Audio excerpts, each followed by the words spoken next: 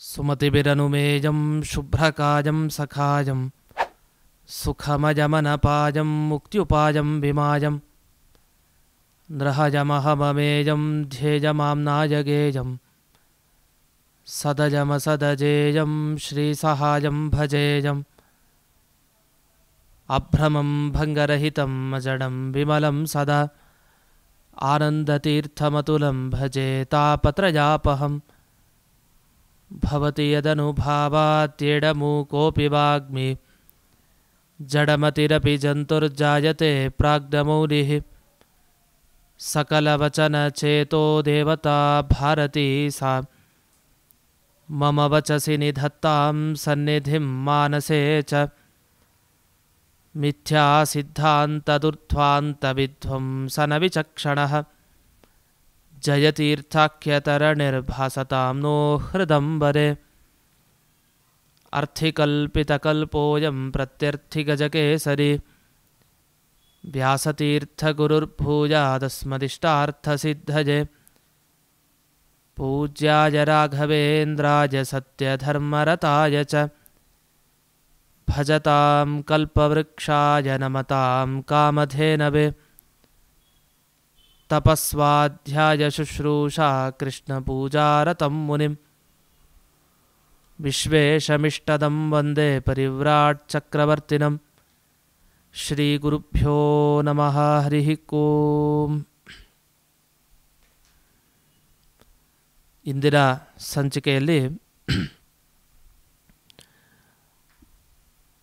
ಮಧ್ವಾಚಾರ್ಯರ ನಂತರ ಜಯತೀರ್ಥರು, ಅದರ ನಂತರ ಕೇಳಿಬರುವ ವ್ಯಾಸರಾಜರ ಕುರಿತಾಗಿ ಇಂದಿನ ಸಂಚಿಕೆ.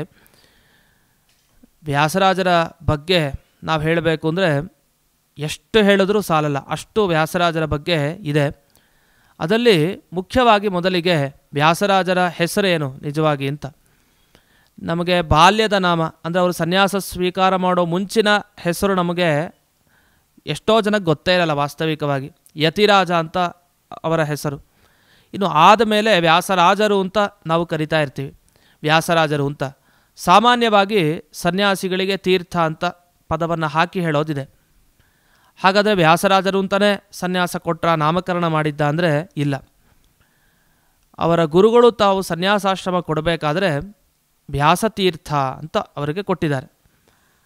ಅದು ವ್ಯಾಸರಾಯ ಅಂತಲೂ ಕೂಡ ಆಮೇಲೆ ಪ್ರಸಿದ್ಧಿಗೆ ಬಂತು. ಯಾಕೆ ವ್ಯಾಸರಾಯ ಅಂತ ಪ್ರಸಿದ್ಧಿಗೆ ಬಂತು? ಕೃಷ್ಣದೇವರಾಯ ನೆನಪಿಸ್ಕೊಂಡ್ರೆ ವ್ಯಾಸರಾಯ ನೆನಪಾಗತ್ತೆ. ಅಂದರೆ ರಾಜನ ಆ ಸಿಂಹಾಸನದ ಮೇಲೆ ಕುಳಿತಾದ ಮೇಲೆ ವ್ಯಾಸರಾಯ ಅನ್ನುವ ಹೆಸರು ಪ್ರಸಿದ್ಧಿಗೆ ಬಂದಿದೆ. ಇನ್ನೊಂದು ಹೆಸರಿದೆ, ನಾವೆಲ್ಲ ಚಂದ್ರಿಕಾಚಾರ್ಯರು ಅಂತ ನೆನಪಿಸ್ಕೊಳ್ತೀವಿ. ಯಾಕೆ ಅವರು ಬರೆದ ಈ ವ್ಯಾಸತ್ರಯ ಅಂತಲೇ ಪ್ರಸಿದ್ಧವಾದ ಆ ಗ್ರಂಥಗಳಲ್ಲಿ ಒಂದು ಚಂದ್ರಿಕಾ ಗ್ರಂಥ. ಅದು ಕೇವಲ ಚಂದ್ರಿಕಾ ಅಂತ ಅಷ್ಟೇ ಹೆಸರು ಕರೆದು ಬಿಡ್ತೀವಿ. ವಸ್ತುತಃ ಅದು ತಾತ್ಪರ್ಯ ಚಂದ್ರಿಕಾ ಅಂತ ಪೂರ್ತಿ ಹೆಸರು. ಅದು ನಿಜವಾಗಿ ಅದೂ ಪೂರ್ತಿ ಹೆಸರಲ್ಲ, ಅದು ತತ್ವಪ್ರಕಾಶಿಕಾ ಅಂತ ಜಯತೀರ್ಥರು ಗ್ರಂಥ ಬರೆದಿದ್ದಾರೆ. ಅದು ಬ್ರಹ್ಮಸೂತ್ರ ಭಾಷ್ಯಕ್ಕೆ. ಬ್ರಹ್ಮಸೂತ್ರ ಬರೆದವರು ವೇದವ್ಯಾಸರು, ನಂತರ ಮಧ್ವಾಚಾರ್ಯರು ಸೂತ್ರ ಭಾಷ್ಯ, ನಂತರ ತತ್ವಪ್ರಕಾಶಿಕ ಜಯತೀರ್ಥರು ಬರೆದಿದ್ದಾರೆ. ಅದರ ಮೇಲೆ ತಾತ್ಪರ್ಯ ಚಂದ್ರಿಕಾ ಅಂತ ವ್ಯಾಸರಾಜರು ಬರೆದ ಕೃತಿ. ಅಂತೂ ಚಂದ್ರಿಕಾಚಾರ್ಯರು, ವ್ಯಾಸತೀರ್ಥರು, ವ್ಯಾಸರಾಯರು ಅಂತ ಹೀಗೆಲ್ಲ ಪ್ರಸಿದ್ಧಿ ಇದೆ. ಈಗ ಸದ್ಯಕ್ಕೆ ನಮಗೆ ವ್ಯಾಸರಾಜರು ಅಂತ ನಾವು ಪ್ರಸಿದ್ಧಿಯನ್ನು ಎಲ್ಲರೂ ವ್ಯಾಸರಾಜರು ಅಂದರೆ ಮಾತ್ರ ಗೊತ್ತಾಗುವಂತೆ ಆಗಿದೆ. ಯಾಕೆಂದರೆ ಅಂಥ ರಾಜವೈಭವ, ರಾಜನಿಗೆ ಅನುಗ್ರಹ ಮಾಡಿದ ದ್ಯೋತಕ ವ್ಯಾಸರಾಜರು ಅಂತಲೇ ಅವರನ್ನು ನಾವು ಕರಿತಾ ಇದ್ದೀವಿ. ವ್ಯಾಸತೀರ್ಥರು ಅಂದರೆ ನಮಗೆ ಗೊತ್ತೇ ಆಗಲ್ಲ, ಆ ಪರಿಸ್ಥಿತಿಯಲ್ಲಿದ್ದೀವಿ. ಅಂತೂ ಈ 4 ಹೆಸರುಗಳು ನಮಗೆ ವ್ಯಾಸರಾಜರ ವಿಷಯದಲ್ಲಿ ಕೇಳಿ ಬರುತ್ತೆ. ಇವರ ಚರಿತ್ರೆಯ ಬಗ್ಗೆ ಬರೋದಿದ್ದರೆ ನಮಗೆ ಆ ಚರಿತ್ರೆಯನ್ನು ನಿರೂಪಣೆ ಮಾಡೋ ಗ್ರಂಥಗಳು ಬೇಕಾದಷ್ಟಿದೆ. ಸೋಮನಾಥ ಕವಿ ಅಂತ ವ್ಯಾಸಯೋಗಿ ಚರಿತಂ ಅಂತ ಅವನೊಂದು ಕಾವ್ಯ ಬರೆದಿದ್ದಾನೆ. ಸೋಮನಾಥ ಕವಿ ಅವನು ಮಾಧ್ವನಲ್ಲ, ಅವನು ಇತರ. ಆದರೂ ಕೂಡ ವ್ಯಾಸರಾಜರ ಮೇಲೆ ಬಹಳ ಗೌರವದಿಂದ ಅವನೊಂದು ಕಾವ್ಯ ರಚನೆ ಮಾಡಿದ್ದಾನೆ. ಅದರಲ್ಲಿ ವ್ಯಾಸರಾಜರ ಬಗ್ಗೆ ತುಂಬ ಮಾಹಿತಿಗಳು ಸಿಗತ್ತೆ, ಜನ್ಮಚರಿತ್ರೆಯ ಬಗ್ಗೆ. ಅದೇ ರೀತಿ ಇನ್ನೂ ಕೆಲವು ಗ್ರಂಥಗಳಿದೆ. ಎಲ್ಲವೂ ಕೂಡ ನಾವು ಸರಿಯಾಗಿ ಇದೇ ಪ್ರಮಾಣ ಅಂತ ಸ್ವೀಕಾರ ಮಾಡೋ ಹಾಗಿಲ್ಲ. ಯಾಕೆಂದರೆ ಎಲ್ಲೆಲ್ಲೋ ಕೆಲವು ಕಡೆ ನಮಗೆ ಸಿಕ್ಕಿದ ಆ ಗ್ರಂಥದ ಅಂಶಗಳು ಎಲ್ಲೋ ಸ್ವಲ್ಪ ಆಚೆ ಈಚೆ ಆಗಿದೆ ಅಂತ ಅನಿಸುತ್ತೆ. ಆದ್ದರಿಂದ ತುಂಬ ವಿಮರ್ಶೆ ಮಾಡಿ ಸದ್ಯದ ಪರಿಸ್ಥಿತಿಯಲ್ಲಿ ಪರಂಪರೆಯಿಂದ ನಮಗೆ ವಿದ್ಯಾರತ್ನಾಕರ ತೀರ್ಥರು ಇವರೆಲ್ಲ ತಿಳಿಸಿದಂತೆ ವ್ಯಾಸರಾಜರ ಜನ್ಮ ಚರಿತ್ರೆ ಹೇಗೆ ಅಂತ ನಿರೂಪಣೆ ಮಾಡೋದಿದ್ರೆ, ಮೊದಲಿಗೆ ವ್ಯಾಸರಾಜರ ಹೆಮ್ಮೆಯ ವಿಷಯ ಏನು ಅಂತ ಒಮ್ಮೆ ಮೆಲುಕು ಹಾಕೋದಿದ್ರೆ 7 ಅಂಶಗಳನ್ನು ವ್ಯಾಸರಾಜರ ಬಗ್ಗೆ ನಾವು ಹೇಳ್ಬೋದು. ಒಂದು, ವಿಜಯನಗರ ಸಾಮ್ರಾಜ್ಯ ಅದು ಮೇಲಕ್ಕೆ ಬಂತು ಅಂದರೆ, ಉನ್ನತಿ ಆಯಿತು ಅಂದರೆ ಅದು ವ್ಯಾಸರಾಜರಿಂದಲೇ. ಇನ್ನು ಎರಡನೇದು, ಬರೀ ವಿಜಯನಗರ ಸಾಮ್ರಾಜ್ಯ ಅಲ್ಲ, ಇಡೀ ಕರ್ನಾಟಕದ ಜನತೆ ನೆನಪಿಸ್ಕೊಳ್ಬೇಕು, ಕರ್ನಾಟಕದ ಅಭ್ಯುದಯ ಆಯಿತು. ಅಷ್ಟೇ ಅಲ್ಲ, ಈ ಮತದ ಪ್ರಚಾರ ಉತ್ತರ ಬಂಗಾಲದಲ್ಲಾಯಿತು, ಪ್ರಚಾರ ಉತ್ತರ ಭಾರತದಲ್ಲಿ, ಅಂತೂ ಸಮಗ್ರ ಭಾರತದಲ್ಲಿ ವ್ಯಾಸರಾಜರ ಕ್ರಾಂತಿ ತುಂಬ ಆಗಿದೆ. ಅಂಥ ಮಹಾನುಭಾವರು ವ್ಯಾಸರಾಜರು. ಇನ್ನು ಮೂರನೇ ಅಂಶ, ಆಚಾರ್ಯರ ಪರಂಪರೆಯಲ್ಲಿ ಬಂದರು ವ್ಯಾಸರಾಜರು. ಅವರು ಪೀಠವನ್ನು ಅಲಂಕರಿಸಿದರು. ಪೀಠವನ್ನು ಅಲಂಕರಿಸಿದ ಮೇಲೆ ಅದು ವ್ಯಾಸರಾಜ ಮಠ ಅಂತಲೇ ಪ್ರಸಿದ್ಧಿಗೆ ಬಂತು. ಅದಕ್ಕಿಂತ ಮುಂಚೆಯೂ ಯತಿವರೇಣ್ಯರಿದ್ದರು. ಅಂದರೆ ಒಂದು ಮಠಕ್ಕೆ ಅವರ ಹೆಸರು ಬರಬೇಕು ಅಂದರೆ ಎಂಥ ಮಹತ್ತರವಾದ ಸಾಧನೆಯನ್ನು ಅವರು ಮಾಡಿರಬೇಕು. ಅಂತಹ ಇವರು ಆಚಾರ್ಯರ ಪರಂಪರೆಯಲ್ಲಿ ಬಂದು ಎಷ್ಟೋ ದುಷ್ಟ ಮತಗಳನ್ನು ಖಂಡನೆ ಮಾಡಿದರು. ಅವರ ವ್ಯಾಸತ್ರಯ ದಿವಸ ಹೆಸರು ಹೇಳ್ಕೊಂಡ್ರೆ ನಮ್ಮ 3 ತಾಪತ್ರಯಗಳು ಅಂತೇನು ಕರಿತೀವಿ ಅದೆಲ್ಲ ಪರಿಹಾರ ಆಗುತ್ತಂತೆ. ಇರೋ ತಾಪತ್ರಯಗಳೆಲ್ಲ 3ರಲ್ಲೇ ಸೇರುತ್ತೆ. ಅದು 100 ಇರಲಿ 1000 ಇರಲಿ, ಆಧ್ಯಾತ್ಮಿಕ, ಆದಿಭೌತಿಕ, ಆದಿದೈವಿಕ, ಈ 3 ಹೋಗಬೇಕು ಆ ತಾಪಗಳು. ಒಮ್ಮೆ ತರ್ಕತಾಂಡವ ಅಂಥೇಳಿ, ಒಮ್ಮೆ ನ್ಯಾಯಾಮೃತ ಅಂಥೇಳಿ, ಒಮ್ಮೆ ಚಂದ್ರಿಕಾ ಅಂಥೇಳಿ 3 ಗ್ರಂಥ ಹೇಳಿದ್ರು ಸಾಕು. ಆವಾಗ ತರ್ಕ ತಾಂಡವ ಆಗುತ್ತೆ. ತಾಂಡವ ಅಂದರೆ ಕುಣಿದಿರೋದು ಅಂತ ಅರ್ಥ. ತರ್ಕಗಳು ಒಳ್ಳೆ ಕಾರಣ ಕೊಟ್ಟು ಬೇರೆ ಮತವನ್ನು ಖಂಡನೆ ಮಾಡಿದ್ದಾರೆ ವ್ಯಾಸರಾಜರು. ತಾಂಡವ ನೃತ್ಯ ಮಾಡಿಬಿಟ್ಟಿದ್ದಾರೆ ಆ ತರ್ಕದಿಂದ. ತಾಂಡವ ನರ್ತನ ನಮ್ಮ ಮೇಲೂ ಮಾಡಿ ವ್ಯಾಸರಾಜರೇ ಅಂತ ಕೇಳಬೇಕಂತೆ. ಯಾಕೆ, ನಮ್ಮ ಪಾಪಗಳೆಷ್ಟಿದೆ, ನಮ್ಮ ಕಷ್ಟಗಳೆಷ್ಟಿದೆ, ತಾಂಡವ ನೃತ್ಯವನ್ನು ಮಾಡಿ ನಮಗೆ ಅನುಗ್ರಹ ಮಾಡಿರಿ ಅಂತ. ಮಾಡಿ ಏನು ಮಾಡಬೇಕು, ಏನಿಲ್ಲ, ನ್ಯಾಯ ಅಮೃತ, ಅಮೃತ ನಮಗೆ ಕೊಡಿ. ಅಮೃತ ಅಂದರೆ ಅದು ದೇವಲೋಕದ ಅಮೃತ, ಅದು ದೇವಲೋಕದಲ್ಲಿರುತ್ತೆ, ಮನುಷ್ಯ ಲೋಕಕ್ಕೆ ಬರಲಿಲ್ವಲ್ಲ ಅಂತ ಯೋಚನೆ ಬೇಡ. ನ್ಯಾಯಾಮೃತ ನಿಮ್ಮ ಗ್ರಂಥ ಏನಿದೆ, ಆಚಾರ್ಯರ ವಿಷಯಗಳು ಅದೇ ಅಮೃತ, ಅದನ್ನು ಕುಡಿಸ್ರಿ ಅಂತ. ಇನ್ನು ಅದಾದಮೇಲೆ ಚಂದ್ರಿಕಾ, ಒಳ್ಳೆ ತಂಪಾಗತ್ತೆ ನಮಗಾಗ. ಬೆಳದಿಂಗಳು, ಚಂದ್ರಿಕಾ ಅಂದರೆ ಚಂದನ ಬೆಳದಿಂಗಳಿಗೆ ಚಂದ್ರಿಕಾ ಅಂತ ಕರಿತೀವಿ. ಆ ರೀತಿ ಆ ಚಂದ್ರಿಕಾ ಅನ್ನೋ ಗ್ರಂಥವು ಒಳ್ಳೆ ತಂಪನ್ನು ನೀಡುತ್ತೆ. ಹಾಗಾದರೆ ದಿವಸ ನಾವು ವ್ಯಾಸರಾಜರ ಆ 3 ಗ್ರಂಥಗಳ ಹೆಸರು ಹೇಳಿದ್ರೆ ನಮ್ಗೆ ಯಾಕೆ ಈ ತಾಪತ್ರಯ ಪರಿಹಾರ ಆಗುತ್ತೆ ಅಂದರೆ ಇದೆ. ಆ ಹೆಸರುಗಳಲ್ಲಿರೋ ವೈಶಿಷ್ಟ್ಯನೇ ಅಂಥದ್ದು. ತಾಂಡವ, ಅಮೃತ ಮತ್ತು ಚಂದ್ರಿಕಾ. ಹೀಗೆ ಅಂಥ ಅದ್ಭುತ ವ್ಯಾಸತ್ರಯವನ್ನು ರಚನೆ ಮಾಡಿದವರು ವ್ಯಾಸರಾಜರು. ಅವರು ವ್ಯಾಸತ್ರಯ ರಚನೆ ಮಾಡಿದ್ದು ನಾವು ಹೇಳಬಾರ್ದು. ಯಾಕೆ, ವ್ಯಾಸತ್ರಯ ಅಂದರೆ ಅವರ ಗ್ರಂಥನೇ. ವ್ಯಾಸರಾಜರ ಗ್ರಂಥ ಅನ್ನೋ ಬದಲು ವ್ಯಾಸತ್ರಯ ಅಂತ ನಾವು ಕರಿತಾ ಇದ್ದೀವಿ. ಇಷ್ಟು ಅವರ ಗ್ರಂಥಗಳ ಮಹಿಮೆ. ಮತ್ತೊಂದು, ಕುಹುಯೋಗ ಪರಿಹಾರ ಮಾಡಿದರು ವ್ಯಾಸರಾಜರು. ಕೃಷ್ಣದೇವರಾಯನ ಕುಹುಯೋಗ ಪರಿಹಾರ ಮಾಡಿದವರು. ಇದು ಬಹಳ ಕಷ್ಟ. ಅಂಥ ಯೋಗದಿಂದ ಕೃಷ್ಣದೇವರಾಯನ ಕಾಪಾಡಿದರು ವ್ಯಾಸರಾಜರು. ಇದೊಂದು ಮಹಿಮೆ. ಇನ್ನು ಮುಂದೆ ಅವರು ಯಾವಾಗ ಸಿಂಹಾಸನ ಏರಿದ್ರು ಆಗ ರಾಜ ತಾನು ಎಲ್ಲ ಅರ್ಪಣೆ ಮಾಡಿಬಿಟ್ಟಿದ್ದ ಕೃಷ್ಣದೇವರಾಯ. ಯಾರು, ವ್ಯಾಸರಾಜರಿಗೆ ಸಿಕ್ಕಾಬಟ್ಟೆ ಅವನು ತನ್ನ ಸುಮಾರು ಒಪ್ಪಿಸ್ಬಿಟ್ಟಿದ್ದ ಗ್ರಾಮಗಳನ್ನೆಲ್ಲ. ಆ ಗ್ರಾಮವನ್ನೆಲ್ಲ ತಾವು ಸ್ವೀಕಾರ ಮಾಡಲಿಲ್ಲ. ಸಿಂಹಾಸನದ ಮೇಲೆ ಕೂತ್ಕೊಂಡು ಕೂಡಲೇ ದಾನ ಶುರು ಮಾಡಿದರು, ಎಲ್ಲರಿಗೂ ಕೊಡಲಿಕ್ಕೆ ಅಂತ.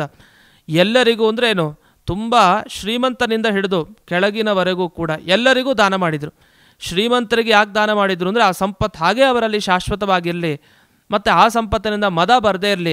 ಅದಂತೂ ಗುರುಪ್ರಸಾದ ಥರ ಸ್ವೀಕಾರ ಮಾಡಿದ್ಮೇಲೆ ಇನ್ನು ಮದ ಬರಲ್ಲ. ಆ ರೀತಿ ಮಾಡಲಿಕ್ಕೋಸ್ಕರ ಅವರು ವ್ಯಾಸರಾಜರು ವಿಪರೀತ ದಾನಗಳನ್ನು ಆ ಸಂದರ್ಭದಲ್ಲಿ ಮಾಡಿದರು.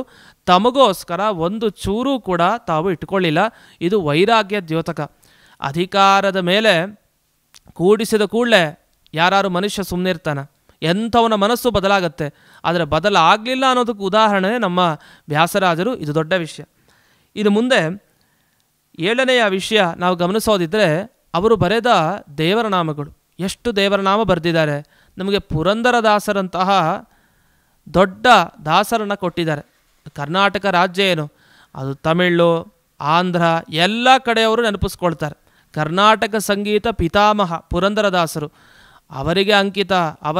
ಅವರು ಯಾರ ಶಿಷ್ಯರು, ಇದೇ ವ್ಯಾಸರಾಜರ ಶಿಷ್ಯರು. ಇಡೀ ಭವ್ಯ ಸಂಗೀತ ಪರಂಪರೆಯ ಮೂಲ ಸೃಷ್ಟಿಕರ್ತ ಅದು ವ್ಯಾಸರಾಜರು. ಹೀಗೆ ಇಷ್ಟು ನಿಟ್ಟಿನಲ್ಲಿ ನಾವು ಮುಖ್ಯವಾಗಿ ವ್ಯಾಸರಾಜರ ಬಗ್ಗೆ ನೆನಪಿಟ್ಟುಕೊಂಡ್ರೆ ನಂತರ ಅವರ ಜನ್ಮ ಚರಿತ್ರೆಗೆ ಬಂದಾಗ ಇಂಥವರ ಜನ್ಮ ಚರಿತ್ರೆ ನಾವು ಅವಶ್ಯ ಕೇಳಲೇಬೇಕು, ಎಷ್ಟೆಷ್ಟು ದೊಡ್ಡ ದೊಡ್ಡ ಕೆಲಸ ಮಾಡಿದ್ದಾರೆ ಅಂತ. ವ್ಯಾಸರಾಜರ ಜನ್ಮ ಚರಿತ್ರೆಗೆ ಬಂದರೆ ಹೇಳೋದಿಲ್ಲಿ ಅವರ ತಂದೆ ತಾಯಿಯ ಬಗ್ಗೆ ಉಲ್ಲೇಖ ಮಾಡ್ತಾ, ತಂದೆಯ ಹೆಸರಲ್ಲಿ ವಿವಾದ ಇದೆ. ತಂದೆಯ ಹೆಸರು ಒಂದು ಗ್ರಂಥದ ಪ್ರಕಾರ ರಾಮಾಚಾರ್ಯರು ಅಂತ, ಇನ್ನೊಂದು ಗ್ರಂಥದ ಪ್ರಕಾರ ಬಲ್ಲಣ ಸುಮತಿ ಅಂತ ಅವರ ತಂದೆ ಹೆಸರು. ನಮಗೆ ಬಲ್ಲಣ ಸುಮತಿ ಅಂದರೆ ಯಾವುದೋ ಇದು ಸ್ತ್ರೀಯ ಹೆಸರು ಅಂತ ಅಲ್ಲ. ಶ್ರೀನಿಧಿ, ಸುಮತಿ ಅಂತೆಲ್ಲ ಪುರುಷರ ಹೆಸರು, ಒಳ್ಳೆ ಸಂಸ್ಕೃತದಲ್ಲಿರೋ ಪದಗಳವು. ಸುಮತಿ ಅಂದರೆ ಒಳ್ಳೆ ಬುದ್ಧಿವಂತರು ಅಂತ ಅರ್ಥ. ಶ್ರೀನಿಧಿ ಅಂದರೆ ಒಳ್ಳೆ ನಿಧಿ ಇರೋರು, ಸಂಪತ್ತಿರೋರು ಅಂತ. ನಮಗೆಲ್ಲ ವಿಷ್ಣು ಸಹಸ್ರನಾಮದಲ್ಲೂ ಶ್ರೀನಿಧಿ ಎನ್ನುವ ಶಬ್ದ ಎಲ್ಲ ಕೇಳ್ತೀವಿ. ಸುಮತಿ ಅಂತ ಸಂಸ್ಕೃತದಲ್ಲೆಲ್ಲ ಕರೀತಾರೆ. ಅಂತೂ ಬಲ್ಲಣ ಸುಮತಿ ಅಂತ ಸೋಮನಾಥ ಕವಿ ಹೇಳ್ತಾನೆ. ಇನ್ನೊಂದು ರಾಮಾಚಾರ್ಯರು ಅಂತ. ಸೋಮನಾಥ ಕವಿ ಪ್ರಕಾರ ಬಲ್ಲಣ ಸುಮತಿಯ ತಂದೆ ಹೆಸರು ರಾಮಾಚಾರ್ಯರು ಅಂತ. ಅದಿರಲಿ, ಅಂತೂ ಒಬ್ಬ ವ್ಯಕ್ತಿಗೆ ಅನೇಕ ಹೆಸರುಗಳಿರಲಿಕ್ಕೆ ಸಂಭವ ಇದೆ. ತಾಯಿಯ ಹೆಸರೇನು? ವ್ಯಾಸರಾಜರ ತಾಯಿ ಹೆಸರು ಲಕ್ಷ್ಮೀ ಅಂತ ಕರೀತಾರೆ. ಅಂತೂ ಲಕ್ಷ್ಮೀದೇವಿ ಮತ್ತು ಬಲ್ಲಣ ಸುಮತಿ ಈ ದಂಪತಿಗಳಿಗೆ ಮಗುವಾಗಿ ಜನಿಸಿದವರು ವ್ಯಾಸರಾಜರು. ಜನಿಸಬೇಕಾದ್ರೆ ಎರಡು ರೀತಿಯ ವಿವರಣೆ ಮಾಡ್ತಾರೆ. ಆಗಿದ್ದು ಬ್ರಹ್ಮಣ್ಯ ತೀರ್ಥರ ಅನುಗ್ರಹ ಆಗಿದ್ದು ಎರಡೂ ಕಡೆ, ಎರಡೂ ರೀತಿಯ ಕಥೆಯಲ್ಲಿ ಬ್ರಹ್ಮಣ್ಯ ತೀರ್ಥರ ಅನುಗ್ರಹ ಆಗೇ ಹುಟ್ಟಿದವರು ವ್ಯಾಸರಾಜರು. ಮೊದಲನೇದಾಗಿ ಅವರು ಹುಟ್ಟಬೇಕಾದ್ರೆ ತಂದೆ ತಾಯಿ ಎಷ್ಟು ಕಷ್ಟಪಟ್ಟರು ಅಂತ ಒಂದು ಸೋಮನಾಥ ಕವಿ ವರ್ಣನೆ ಮಾಡ್ತಾನೆ. ಏನು ಕಷ್ಟಪಟ್ಟರು? ಎಲ್ಲ ಜ್ಯೋತಿಷ್ಯದ ಹತ್ರ ಕೇಳಕ್ಕೆ ಹೋದ್ರಂತೆ, ಆಮೇಲೆ ಪ್ರದಕ್ಷಿಣೆ ಮಾಡಿದ್ದಕ್ಕೆ ಲೆಕ್ಕ ಇಲ್ಲ, ಉಪವಾಸ ಮಾಡಿದ್ದಕ್ಕೆ ಲೆಕ್ಕ ಇಲ್ಲ, ಎಲ್ಲ ಮಾಡಿ ಆಯಿತು. ಮತ್ತು ಎಷ್ಟೋ ಬಾರಿ ಶುಭ ಶಕುನಗಳನ್ನು ಕಂಡ್ರಂತೆ. ಶುಭ ಶಕುನ ಅಂದರೆ ಒಳ್ಳೆ, ಇವಾಗ ಅಂದ್ಕೊಂಡಾಗ ನಾವು ಅಂದ್ಕೊಳ್ತೀವಿ ಮನಸ್ಸಿನಲ್ಲಿ ಈ ರೀತಿ ಸಂತಾನ ಬೇಕಾಗಿದೆ ನಮಗೆ ಅಂತ. ಅಷ್ಟೊತ್ತಿಗೆ ಯಾರೋ ಒಬ್ಬರು ದೇವ್ರ ಪೂಜೆ ಮಾಡಲಿಕ್ಕೆ ಅಂತ ಪೂರ್ಣ ಕುಂಭ ಕಲಶವನ್ನು ಇಟ್ಕೊಂಡು ಬರ್ತಾ ಇದ್ದಾರೆ ಆ ಕಡೆ. ನಾವು ಅಂದ್ಕೊಂಡ ಹಾಗೆ ಒಳ್ಳೆ ಮಂಗಳ ಸೂಚನೆ ಸಿಕ್ತು, ಇದು ನಮಗೆ ಒಳ್ಳೆಯದಾಗತ್ತೆ ಅಂತ. ಈ ಥರ ಎಷ್ಟೋ ಶುಭ ಶಕುನಗಳನ್ನು ಕೂಡ ನೋಡಿ ಆಯ್ತಂತೆ, ಸೂಚನೆಯೂ ಸಿಕ್ತು. ಆದರೆ ಮಾತ್ರ ಸಂತಾನ ಆಗಲೇ ಇಲ್ಲ.